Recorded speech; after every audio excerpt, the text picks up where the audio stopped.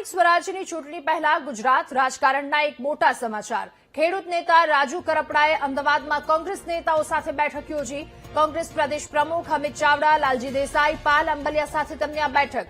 રાજુ કરપડાની કોંગ્રેસ નેતાઓ સાથે 3 કલાકથી વધારે સમય સુધી બેઠક ચાલી।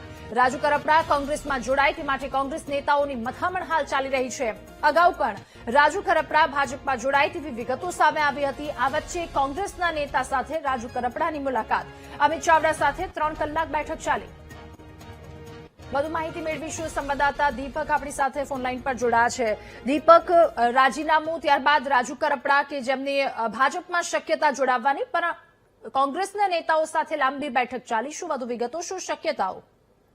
બિલકુલ, જે પ્રકારે આ નેતા રાજુ કરપડા છે કે જેઓ રાજીનામું આપ્યા બાદ ખૂબ જ ચર્ચામાં હતા, પરંતુ સૌથી મોટા રાજકારણના સમાચાર કહી શકાય, કારણ કે તેમની અટકળો હતી કે તેઓ ટૂંક સમયની અંદર ભાજપમાં જોડાશે। પરંતુ હાલ સમાચાર સામે આવ્યા, એ દ્રશ્યો સામે આવ્યા કે રાજુ કરપડાએ કોંગ્રેસના નેતાઓ સાથે બેઠક કરી છે। પ્રદેશ પ્રમુખ અમિત ચાવડા, લાલજી દેસાઈ અને પાલ અંબલિયા સાથે 3 કલાકથી પણ વધારે સમય અમદાવાદની એક ફ્લેટની અંદર તેમના દ્વારા બેઠક કરવામાં આવી।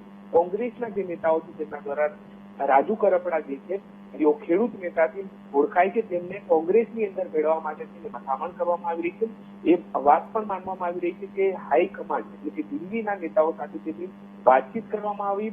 ક્યાંક તેમને જે કમિટમેન્ટ છે તે પણ આપવામાં આવી રહ્યા છે અને આગામી સમયની અંદર તેમને કોંગ્રેસની અંદર જોડવા માટે મથામણ કરવામાં આવી રહી છે કે રાજુ કરપડાની જે અટકળો હતી ભાજપમાં જોડાવાની, પરંતુ જે કોંગ્રેસ પણ તેને જોડવા માટેની મથામણ કરી રહી છે અને આજે અમદાવાદમાં બેઠક થઈ।